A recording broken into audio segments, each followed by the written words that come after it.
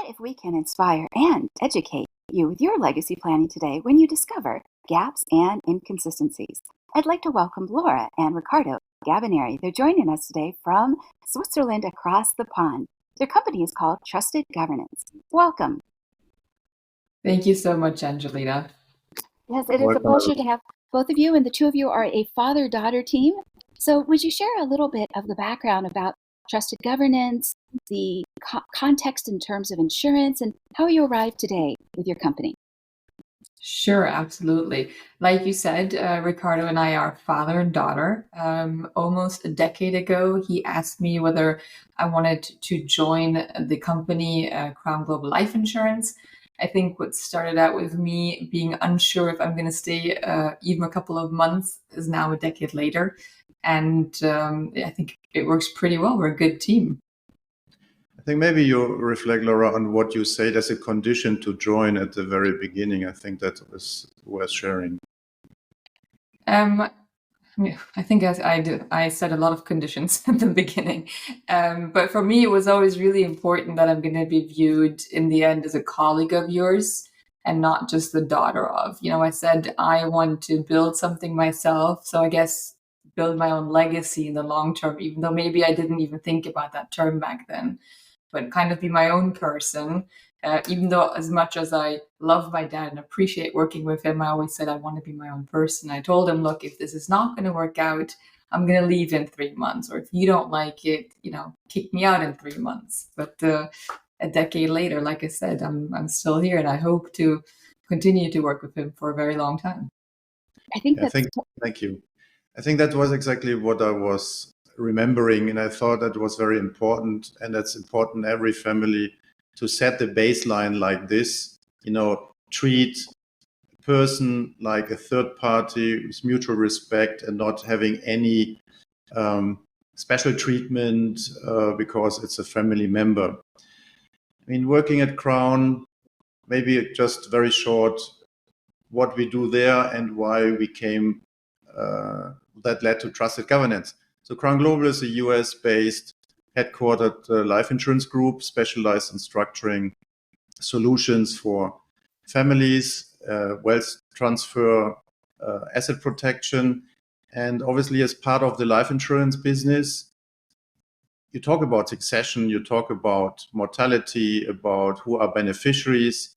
That's always part of the insurance business, unlike many other professions where most people don't want to talk about end of life. They're even scared to address that topic.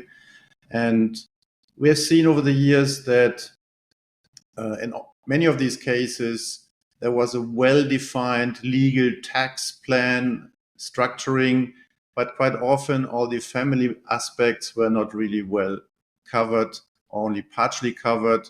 And over the years, when we developed trusted relationships with the families, they were increasingly asking to provide our opinion or look over the things, what we think is been missing.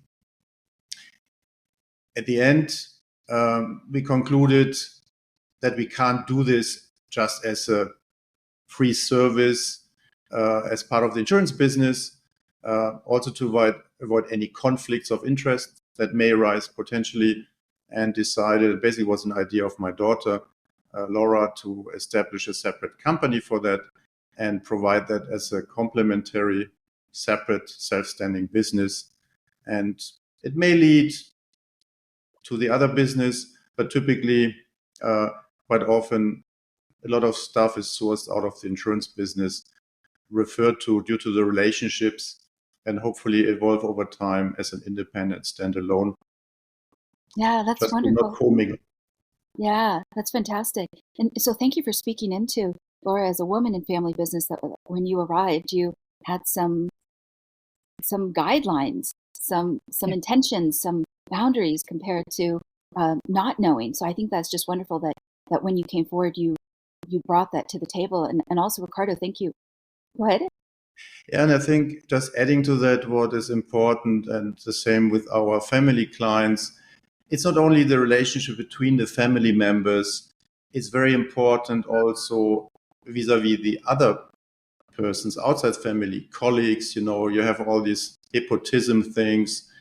You have to ensure that colleagues don't think that somebody is preferably treated because there's a relationship.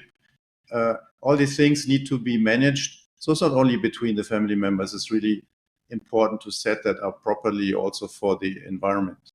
Right? I think if anything, I think it was always harder to work for my dad, because my dad knows exactly what I'm capable of, and he has high expectations, and I have very high expectations of myself.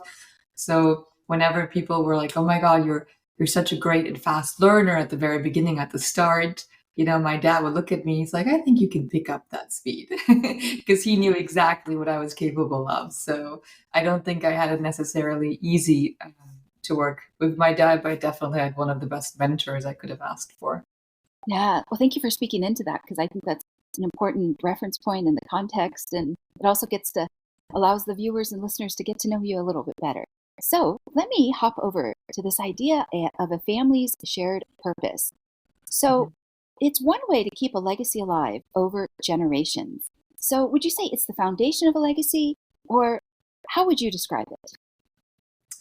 I think we obviously would start with answering the question of what is a shared purpose, right? And usually that is answered by asking questions such as, why do we as a family want to be owners of a family business jointly? Or if there's no business, you would ask, hey, why do we as a family want to stick together? So the shared purpose really is that glue that keeps the family together. And I definitely think it can be seen as a foundation of a legacy. Research emphasizes the importance of shared purpose and goals, and whether that's a family or it's a project or a company or even a political campaign. So I think it gives that great base. And as we all know, or should probably know, a shared purpose is often rooted in the values, the mission, and the aspirations of a family. And so it serves as a guiding principle that basically shapes the decisions and the actions. So it's really a guideline for the family. Yeah. Riccardo, would you like to add to that at all?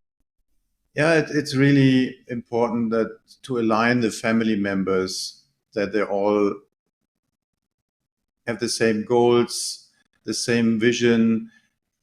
Quite often that has to be worked out, and we come to that probably in a few minutes.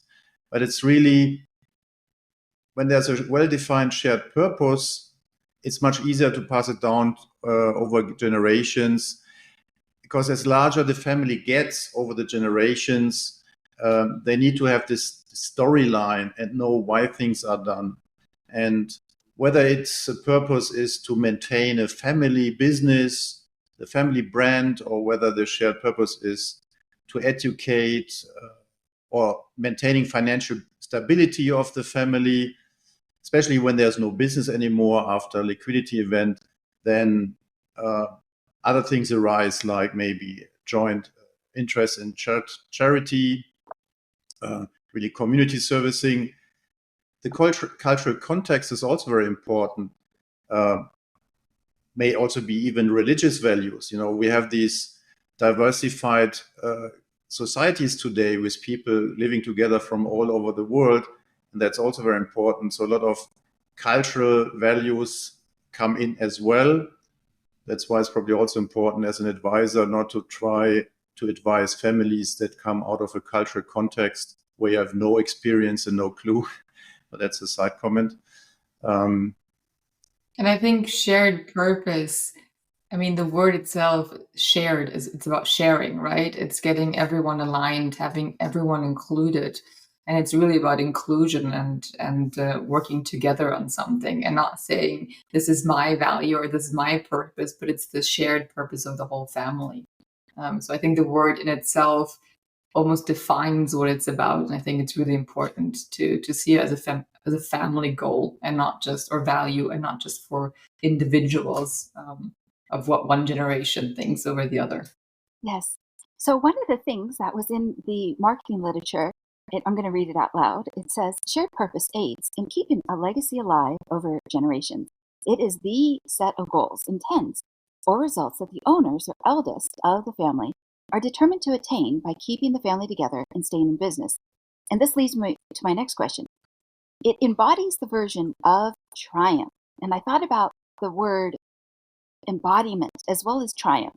So why and how does embodying the version of triumph help the mindset of a family as a part of their legacy vision? Is it to strive for a higher ideal, or what are your thoughts?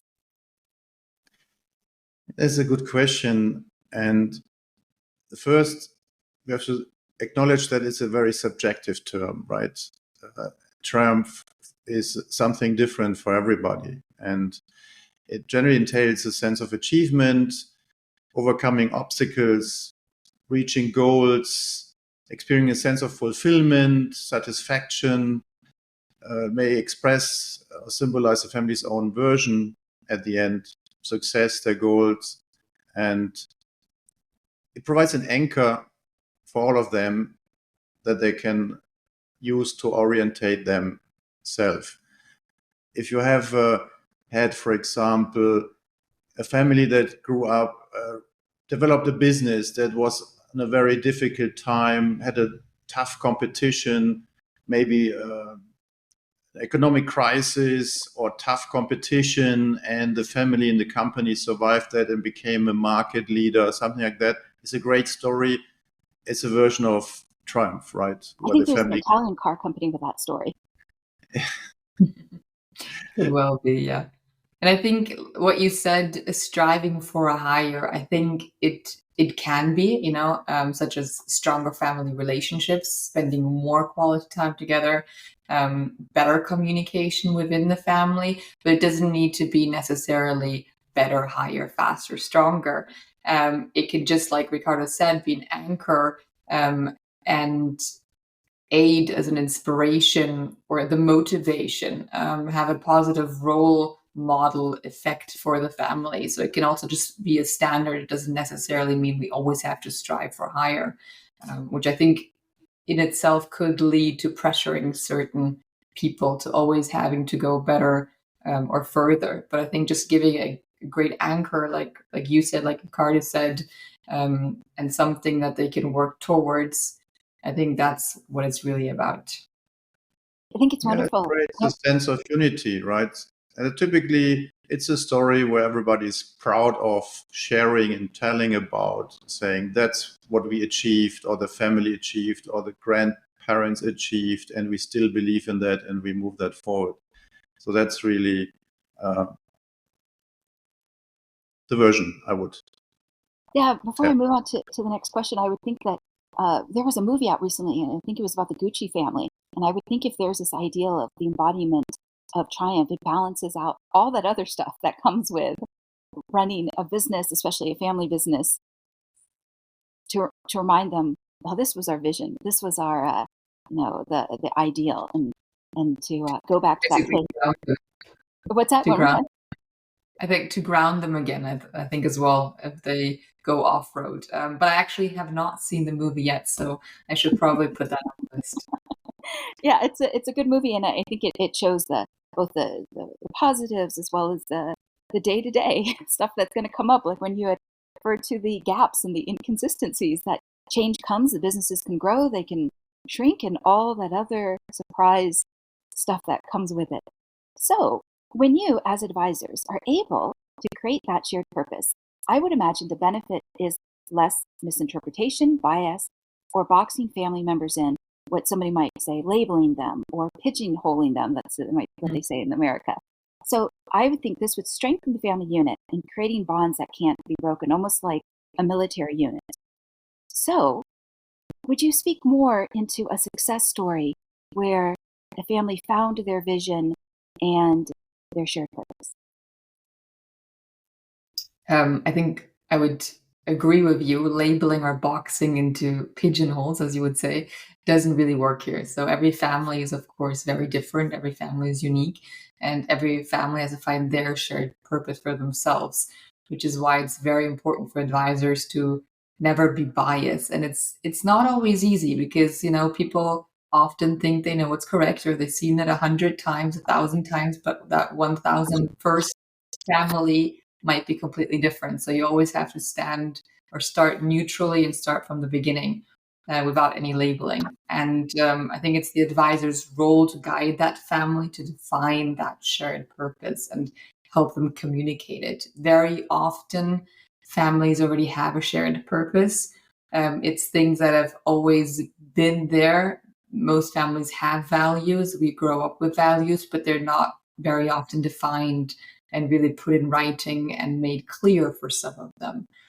And like I said previously, shared purpose is really often rooted in the family's core values and the aspirations. So when we have these conversations, they're deeply introspective and very, very thoughtful processes. So this is something that needs time, which is also why I think trusted governance, trusted relationship, opening up not just to the advisor who hopefully can help them, but opening up to all the family members included. And it's very often easier said than actually done. And how can the shared purpose be found? I guess, by holding family meetings, having family retreats is very often used, especially if you have members from all over the place, facilitating meaningful conversations by asking very specific questions, or even general ones, such as what does your family stand for? What values are important for you? Exploring the family history, if there's been several generations, how did it come to this where we are today? Or maybe our grandparents had, the cutest wedding and this led them to share certain values with their children. Who knows? Yeah, exactly. Questionnaires can be used, obviously, but I think in the end, it's really important just to involve everyone as much as possible, really have that inclusion. And then, of course, documenting the insights and then trying to find that common theme that everyone agrees with. These are the core values. You're absolutely right, Laura. And Angelina, as you asked, when we are able to create the shared purpose, is really, as you were hearing, Laura, we are not really creating, we are really uncovering. We are more like gold diggers in a family, right? We're digging for the shared purpose, for the good things that are there and not expressed. And the biggest mistake an advisor can do when you sit in front of such a family, especially the first gen wealth generators, they're wealthy and successful because they have done a lot of things very well, better than many other people. So you cannot just say, oh, you have missed all these things and you have not done the right things. There's just certain things they haven't been looked after, and they're extremely successful because they're very focused on the one thing that made them successful. And what we do is then helping them, opening the eyes and then uncovering the things that quite often they're there, they're done, they're not formalized, they're not documented. You can think of minimum 2 or 3 examples. Riccardo, do you want to share one or should I start? Yeah, you can start. Sure. So I was just thinking, because we talked about the whole shared purpose, we've had a family that we worked with that always said, okay, we want to make a positive impact on society because they have generated so much wealth over the past generations that, they will have wealth for the next 5 to 10 generations, if not forever, probably, if they do the correct investments. And so they said, okay, we want to give back because we're all happy. We're probably going to be happy. We're cared for, but we want to give back to those that don't have it as well necessarily. And so giving back to a community was really what they were looking to do. And so with that family, we established a charitable foundation, which allowed them to collectively support a cause that they cared about, or several causes, I think it was in the end. And everyone was involved at a certain age. So even children, from small to big. And we had a couple of children that had learned about the value and the importance of bees and natures and what bees do for us humans, the fruit, vegetables, and the whole ecosystem around it. And so when they said, for example, hey, we really want to support this because that's what we learned in school. So the family all agreed that some of that money would go into helping fund a project that supported the bees in their hometown. So that included the children immediately, and it brought different family members together to the table fostering these close relationships and also opening up new ways for shared experiences, because in the hometown they went to these projects, they all helped and joined there. And I think through these philanthropic projects, the family members, especially the younger ones, gained a sense of fulfillment and purpose. So they knew, okay, we are growing up very wealthy, but we want to give back. And they were able to give back from a very early age on, which basically strengthened the unity and the commitment to the legacy that they were trying to build here. And I think that was a really nice example of what had happened. That is a sweet example. Thank you. Sure.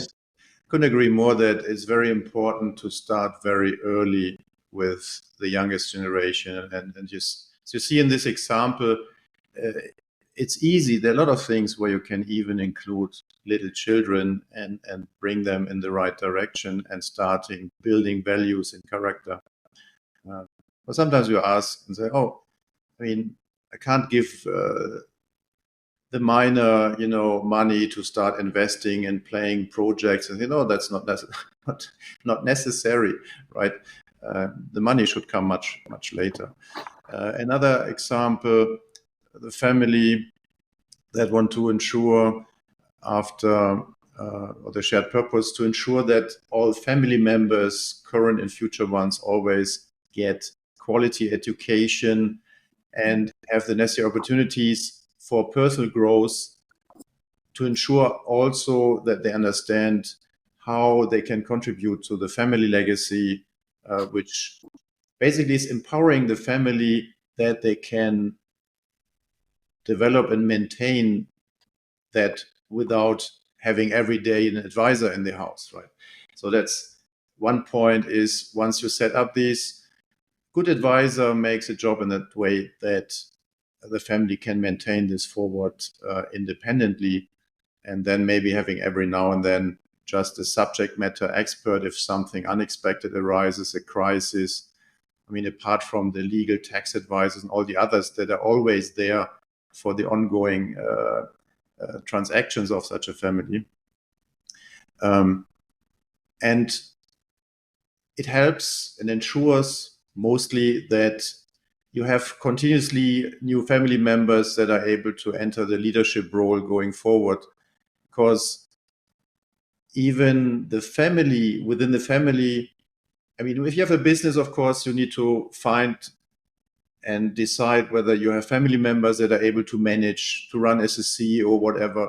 But even take all these these financial and business operations aside, somebody in the family needs also to manage the family, to ensure that their family retreats are organized, that all these things that are developed and documented are also maintained and lived.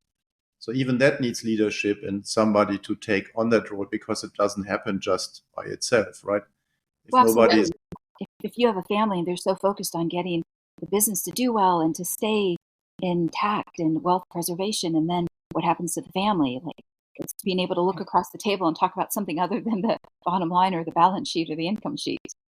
Exactly. And Riccardo, I remember that family because what I really enjoyed there, because as you said, they were looking to provide quality education, and it was about bringing the whole family together to one table. And very often we always think about, okay, let's educate the younger generation, right? There was a lot about technological changes.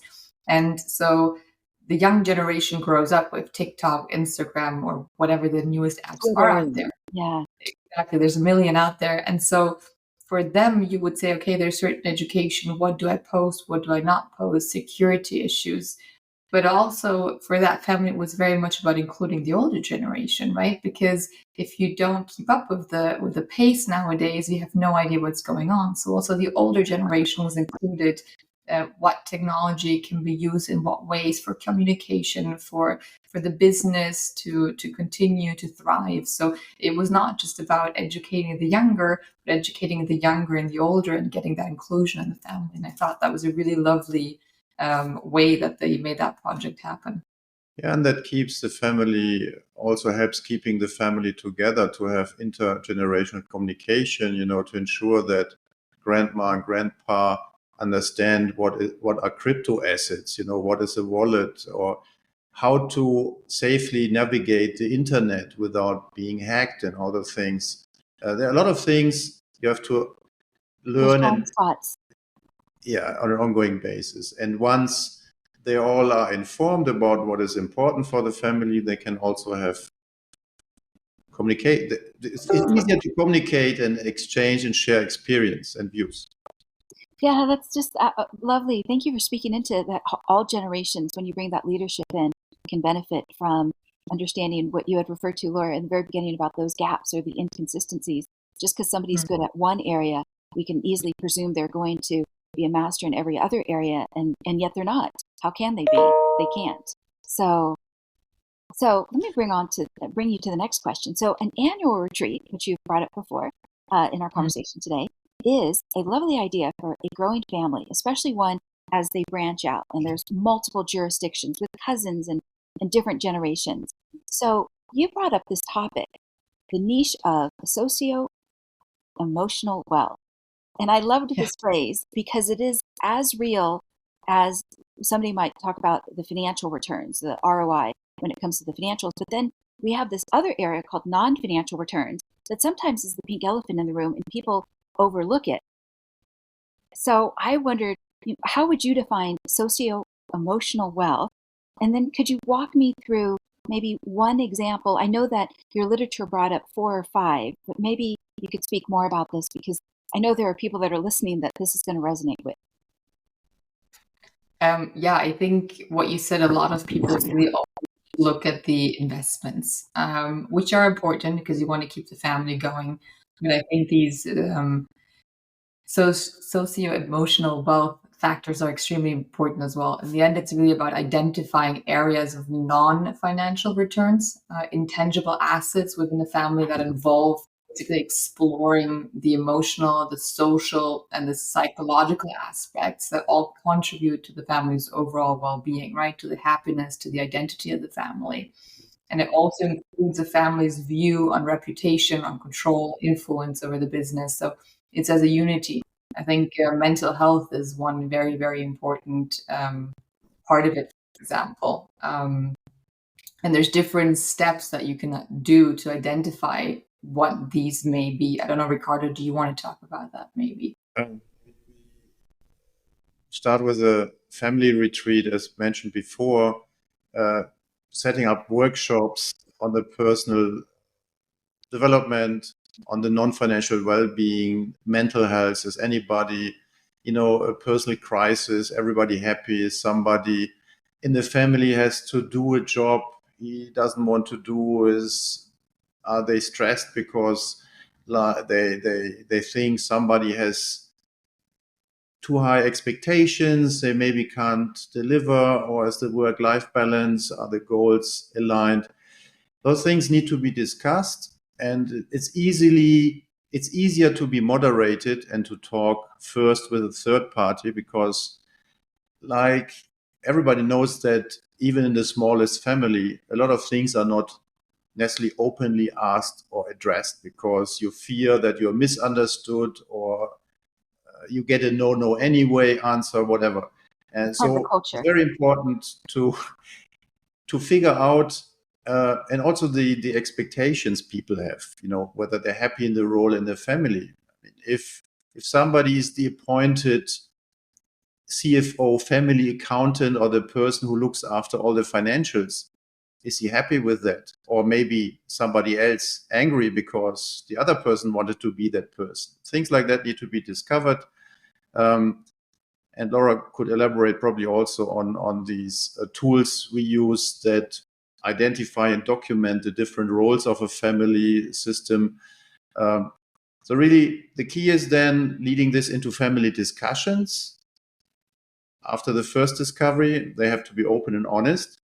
And it's important that there's mutual respect, that it's not misunderstood and no unnecessary political correctness, because you shouldn't have that in a family if you exchange views with honesty, with trust, and a belief that your counterpart honestly listen and try to understand where you're coming from.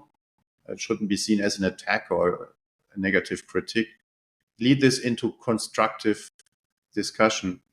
And out of that, you can create a shared purpose or adjust the existing documented shared purpose or the vision statement.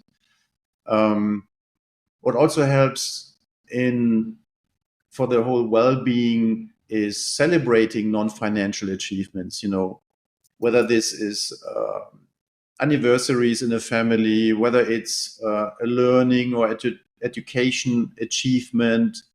It's also good to have goals set, like in a company you would set, personal development plans and goals. You can do this in a family as well.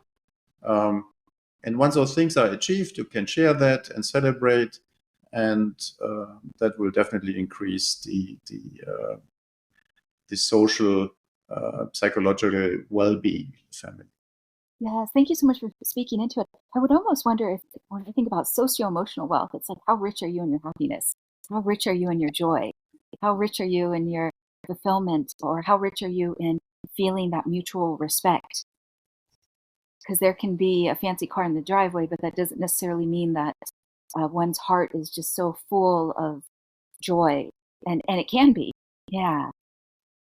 No, I mean, it's includes the mental health, like you said, the happiness, but also the actual health.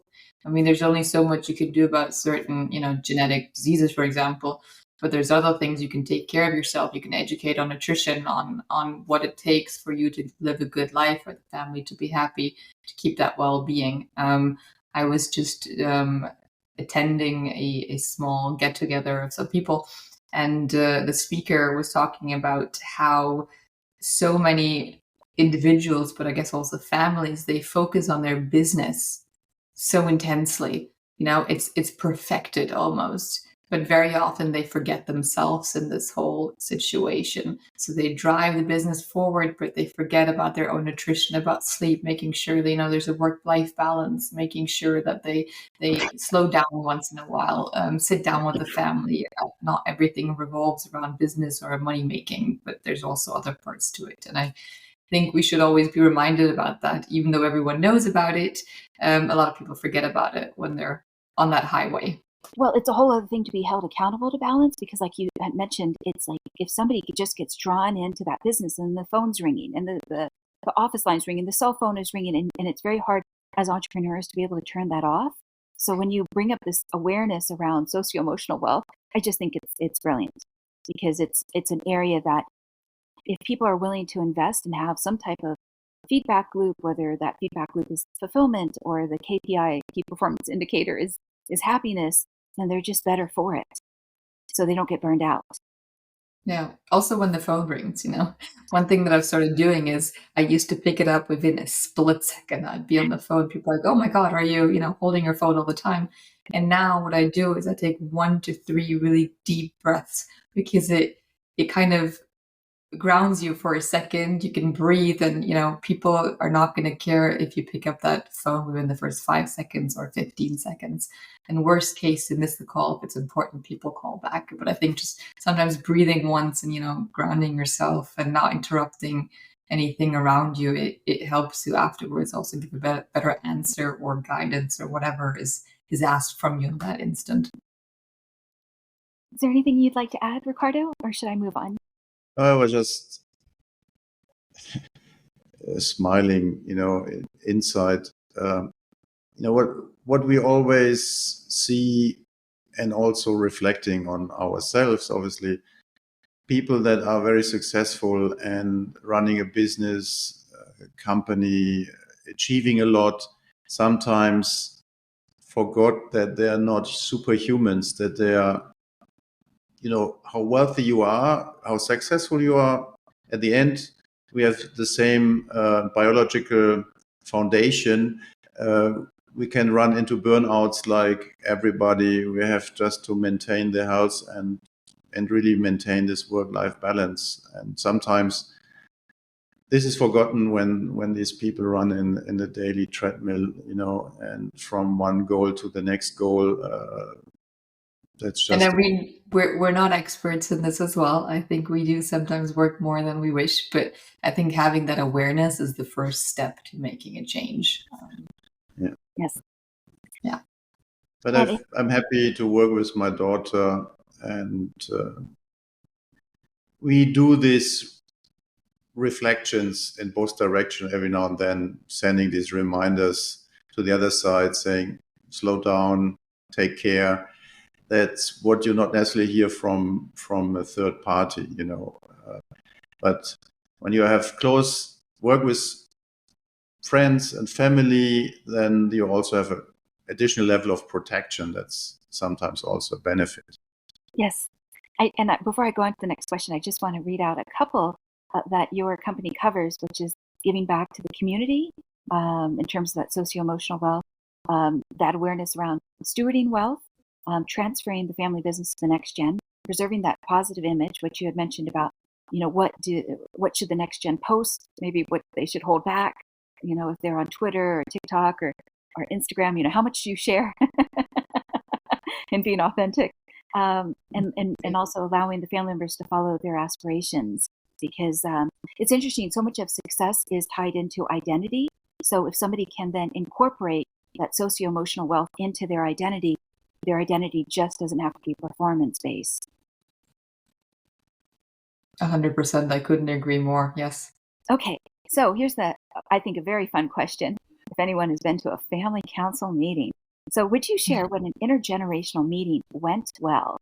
And, especially if there was a topic that needed to be explored, that it oftentimes had been left unchallenged because it was maybe too much of a hot topic, or they say in America, hot potato. Yeah, there are plenty of examples. So thinking about what could be, one maybe, we worked with a family, and we still work with them, that has built a fortune by owning nowadays a large real estate empire, basically. So, there are families that believe in real property, others do different things, but they're very successful and continuously growing. There are already 3 generations, nearly, and even the 3rd generation is now more or less adult. And one thing that arose came up in these discussions was that the parents, patriarch, matriarch, so really they're acting in concert there, always gave and believe in that money to charity. So really philanthropic couples, but they never shared in the family really why they did that and how they selected where the money is going to. There's no formal plan for that. They had some, obviously, the married couple, the spouses had their discussion, came to conclusions, and then they did something. But the rest of the family was not really, except from seeing that the family is active, and every now and then a newspaper article about here something was done, there was something done, was really a bit a problem for the way forward. Because they kept their cards close to their chest. Go ahead. Yeah. So an intergenerational meeting was then organized to sit together and discuss that topic, all generations, to explore and discuss that and explore the philanthropic options, really. Yeah, I remember that. So we had very open discussions with all the families. It was the grandparents basically that made the wealth. It was their children, it was the grandchildren. The great-grandchildren were not yet involved, but I think that's soon to be the next step. Pampers wearing, that was not really useful there. Yeah, I know. But I think in a couple of years we're gonna have some of them join. And so we started talking about the importance of giving in philanthropy and what it meant to the grandparents. It was about the sustainability of the business and preserving a positive image for the family. And even though everyone maybe thought about it, it was never really outspoken. So I think that was the really the first step. And then talking about the shared purpose and the values. So we really went back, we revisited that topic. And it revealed that philanthropy really aligned with what their values were, which one of them was giving back to the community, even though no one had ever thought about it or defined it in that way or written down. They always said, exactly, we really want to give back. So for them, it was all very important. And so together with the family, we made sure that an advisor on philanthropy and charitable giving was invited to provide options for structuring for giving, for long-term planning that still left liquidity for the rest of the family to live from, and keep the business alive. So we actually got someone externally joined here, because you always have to have experts for the different topics. And it ended up with the family deciding that they wanted to establish a family foundation to pursue this philanthropic giving. So we built a foundation together with advisors.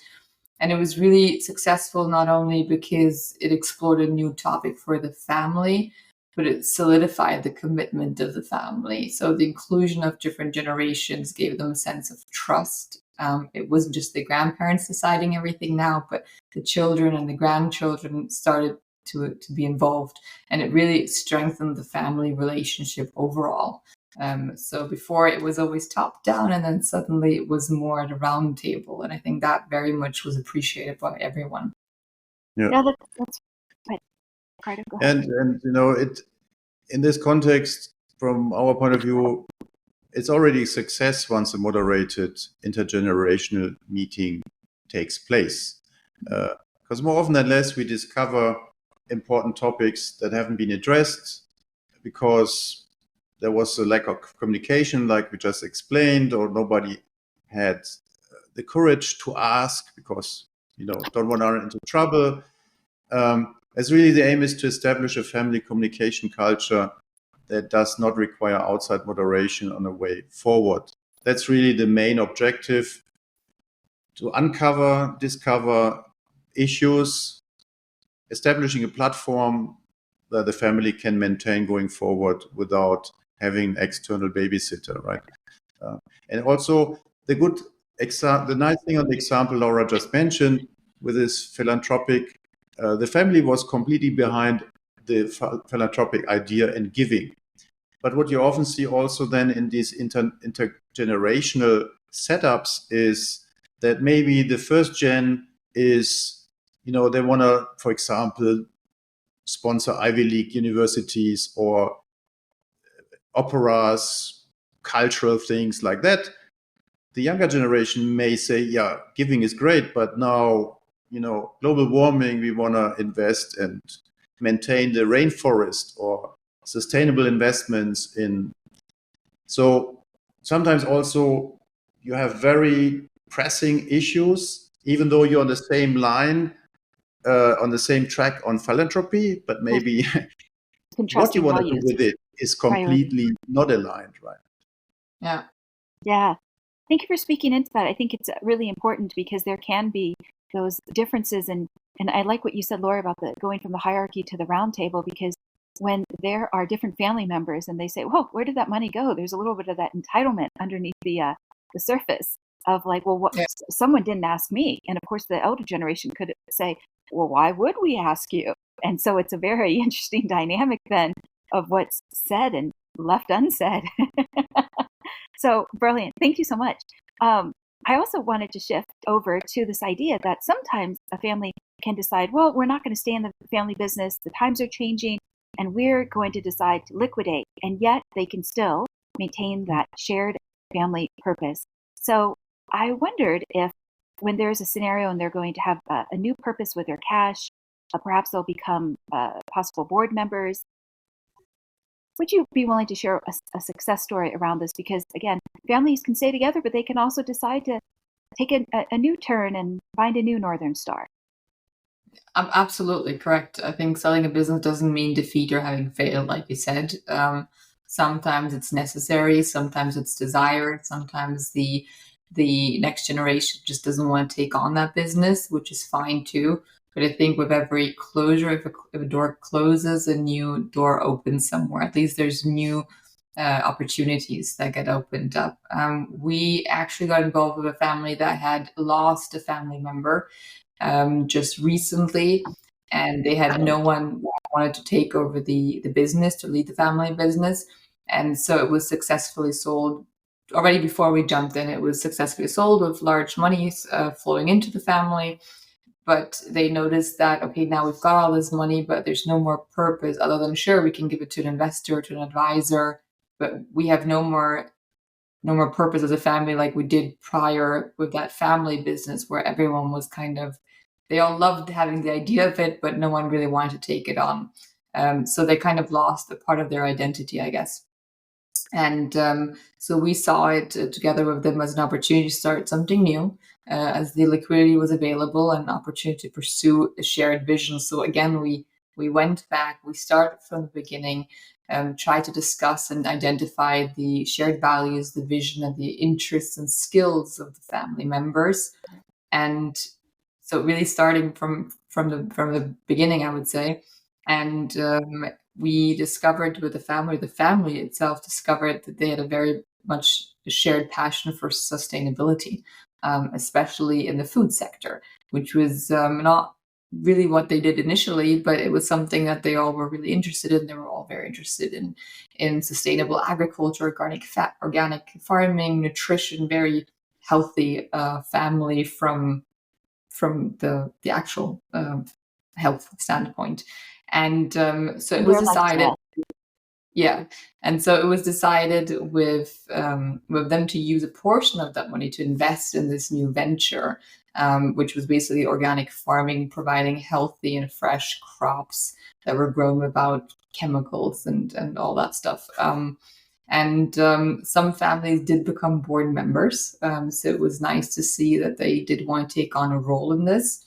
And they also saw this as another chance to further their philanthropic impact in their community, but also stretched out further.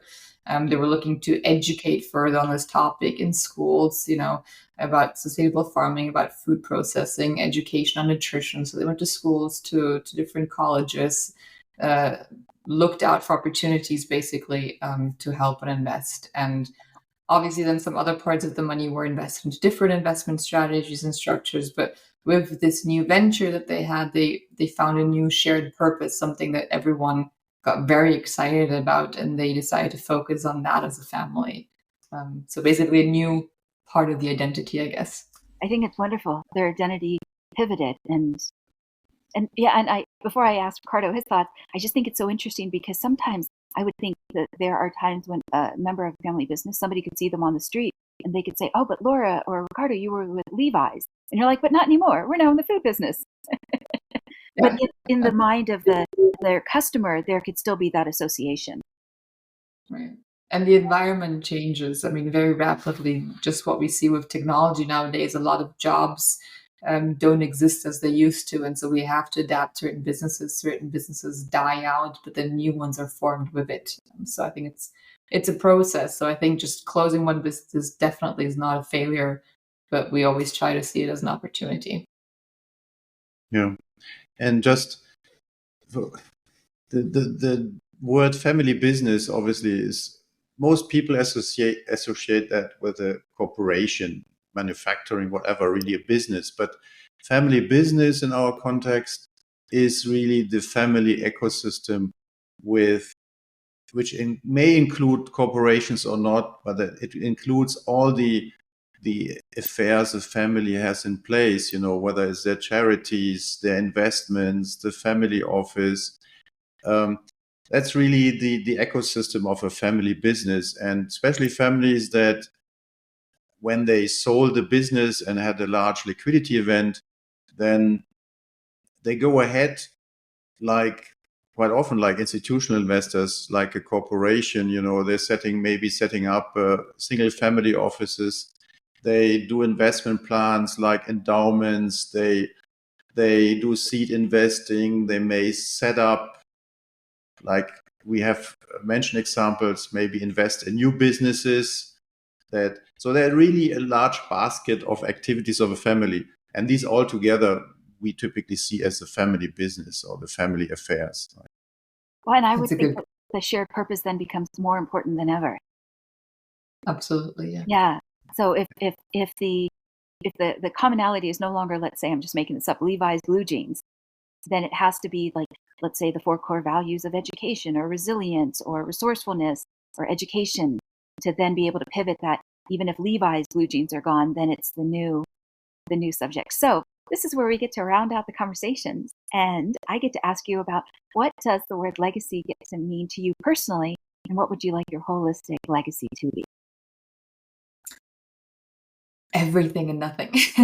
No, I think legacy to me personally, I can't speak for Ricardo here, but for me personally, it means a positive influence or impact that has a lasting effect. I think that's what I'm looking at. I want this to be positivity and openness to be passed down as values in my own little family, in my larger family, whether it be leadership or mentorship, helping families define or build a legacy, inspiring people around me, mentoring those that need advice. I try not to give advice if I'm not asked to do it. Someone very smart once said to me, we have 2 ears and 1 mouth, and we should always listen twice as much as we speak. But also, positive as in positive environmental impact, trying to be sustainable. I do a lot in the community. I love being in nature, doing nature-related activities, and try to build a legacy with this company, I guess, with trust and governance, giving meaningful advice that aid families, being remembered for hopefully very positive advice that we give and have given and hopefully continue to do so. So that's a long answer for a very short and personal question. It's a beautiful answer. Thank you. Yeah, and me, no surprise, we are well aligned, so there's not so much I can add. For me, it was always important. Legacy starts with families. I believe families are the building blocks of a society. Family plays a vital role in shaping an individual's values. So really, obviously the next gens, as parents raising children, they're responsible for transmitting values. But they're also responsible for socialization. Families are essential for a healthy and cohesive society. And what you start in the family, you try to expand outside the family, right? Really, like in this onion model, you grow. And personally, at the end, I just want to be remembered as a person, remembered by some persons at least, that I had a positive impact on their life. And concerning my family, hopefully that they will miss me when I'm gone. If they don't miss me, then something was fundamentally wrong. So I think that's the short of it. Oh, that's lovely. So I'm curious about what are your top 3 to 4 values? I could guess nature, connection. Laura, would you like to start us off? I think there's a million: connection, nature, family. But I think the 3, 4, I think honesty and integrity, acting and being honest and always truthful and transparent. It's what we've been doing with Crown Global. It's what we're aiming and doing with Trusted Governance. And it's what I do in my personal life. And like Ricardo said, family. We prioritize families all the time, health and the well-being. My family, but also families around me, families that I work with. Education, that's a very, very big topic for me. I think everyone hopefully should have the ability to educate themselves, but I also believe in lifelong learning. I might sound smart, but there's a million things I still have to learn. So I'm always excited to learn something new. And then maybe empowerment, encouraging and supporting one another. I think empowering friends, people around you, family members, really, I love being a fangirl of everyone. I might also hear a little humility. Go ahead, Ricardo. I think empowerment is important. That's a leadership topic, but that's very important. If you empower persons, then you become stronger yourself. If you're surrounded by empowered people, then together you achieve more. But regarding the values, for me, really honesty is very important. Never fool anybody. Integrity. I think don't promise things. All these are foundation for trust, right? People have really to be able to rely on you. Respect is super important, I think, in a society between people. Whether I go shopping, go to the hairdresser, or to the butcher, the waiter, they all deserve the same respect for what they do, right? So we're all humans, and everybody is working hard all day long. And I hate people that treat others disrespectful. I just don't want to be involved with those people. And I'm a big believer in fairness, because if you want to enable, empower people, obviously, and give them a chance as far as equal chance possible, then it can only work with fairness. Equal treatment, respect means fairness. So these are the key points for me. Well, that's wise feedback from the both of you. So one of my final questions is, if you were to design a hardcover coffee table book, whether it's going to be on the coffee table of your house or in your office, so what images or content would be in it? You would laugh if you would come to my house. We have a coffee table which is out of wood, and then there's a second level of glass. And in between the glass and the wood, I have a couple of coffee table books, and they are very minimalistic. I love a plain book with a title on it, just coffee, or barbecue is one of the books that my husband loves and uses. So I would probably use a very minimalistic one. But if I want to make it fun, it would probably be a picture of my small family, so my husband, my cat, my dog. What a picture of me. And exactly, have a picture of my family. So my dad, my mom, my sister, probably all, I don't know, somewhere in the mountains smiling. And then I'd probably call it, I don't know, family first, or probably trusted governance, to kind of get people to that direction. Oh, that's wonderful. And will the Alps be in the background? Yeah, absolutely. Okay. Riccardo, do you have a coffee table book? I think he had. That would be a perfect question for my mom. Yes. I thought I'm too young for that. So as long as I'm surrounded by lovely, wonderful people, I don't need that. So I'd rather spend time with them. Yeah. But good enough. I think the answer is going to be ask his wife, my mom. Yeah. Yes. Well, it would be lovely, Riccardo, to see your values in your hardcover coffee table book with your wife. Yeah, I thought some of the feedback in terms of, you talked about, like, don't promise things, and the idea about fairness, no matter how successful one is, treating the waiter or someone that might have less in net worth absolutely the same, because they are deserving of respect. They're working hard, and so I think that's a cornerstone to your family in terms of that value, so they don't lose that. Absolutely. And it's important in also, expectation setting and those family setups and education. I mean, everybody needs to understand that they have to engage and work hard if they want to achieve something, but also appreciate the fact that sometimes it's a matter of circumstances and being lucky, being at the right point, the right time. And there are a lot of people, and that's the respect point again, that work hard, do a lot, but they're less fortunate, because it's completely independent from ethnicity, from religion, from everything. It's just sometimes it's just, being the wrong time, the wrong place, and that also has a big impact. And the funny story, a few days ago, I read, about Google.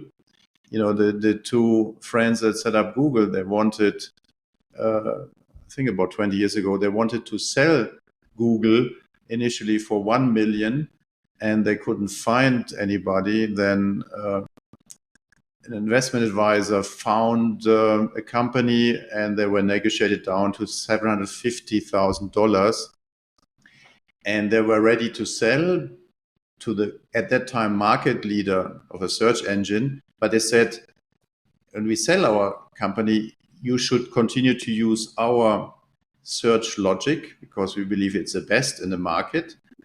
And the designated acquirer didn't agree, so the deal didn't happen, right? So imagine they would have sold their company for $750,000. Now, this is one of the the most Influential. highest valued companies of the globe. So sometimes you need luck, or in that case, a lack of luck, because they couldn't sell the company for $1 million or even at 3/4. So I think sometimes it's about trusting the process.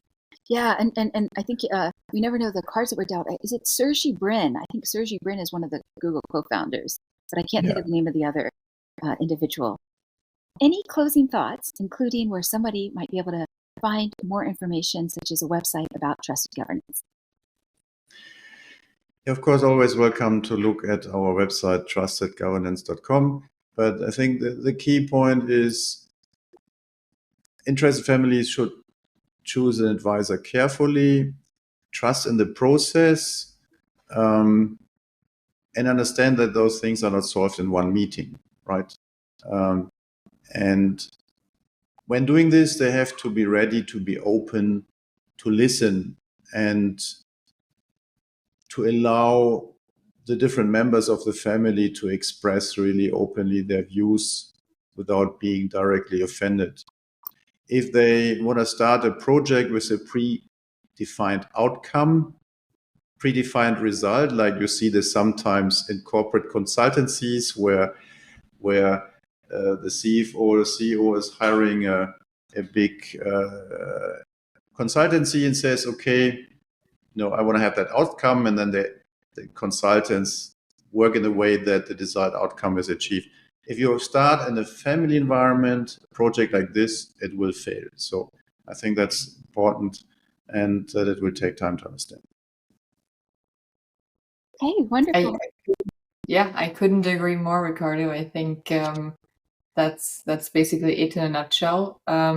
Thank you so much for hosting us. A very, very big thank you to you, Angelina. Thank you to anyone that has tuned in and listened all this way.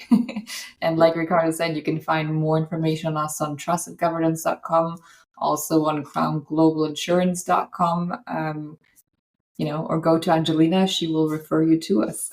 So thank you. It was really fun. Yes, thank you. It's my pleasure. Thank you. And I think you're also on Instagram for anyone who is on social media. Yes. Correct. Yes. At trustedgovernance.com. No, at trustedgovernance. Yeah. I just wanted to also thanks to Laura, because I'm the old guy. I'm lagging behind Instagrams. You bring your own special contribution, which is good because you've got that wisdom from having seen, like you had said, to understand about expectation setting and managing those expectations, because a public company is a very different dynamic than a family business. Even if family businesses compete in the open marketplace with those public corporations, it's a whole other different dynamic, when you go inside in terms of the culture and the setup and so forth. So yeah, I want to just take a moment before I close out to thank you for speaking into your values, positivity, meaningful advice, empowerment, education, nature, family, transmitting those values, socialization. It just was really a pleasure to hear your answers. I think that they were deep and rounded out for anyone who's listening, whether they're across the pond or anywhere else that family might be. And I think it's important to broaden the conversation and bring new voices. So I very much appreciated the depth and the richness that you two brought. Thank you so much. Okay. Thank you. I'm just going to read out my closing paragraph real quick. So in closing, my name is Angelina Carleton, the hostess of the Design Your Legacy podcast, as well as the founder to Legacy Planning. I hope to dive deep into subjects that can help a person define, develop, and execute their legacy, and continue to scour the landscape for those who can be great resources to every dimension of your legacy. For many listeners, there can never be enough education or preparation in the moat or moat around your castle. Whether you find yourself with new wealth or generational wealth, may the content on this channel be an anchor in any storms ahead. We do our best to provide original content for your emotional and intellectual curiosity. Thank you so much for joining us today. If you're tuning in on Apple Podcasts or Spotify, please remember to rate and review. Or if you're listening or viewing this conversation on YouTube, please remember to like, subscribe, and share with your family and friends. Thank you so much for joining us today. And thank you, Laura and Riccardo, for speaking into your legacy. Thank you, Angelina. Thank you. And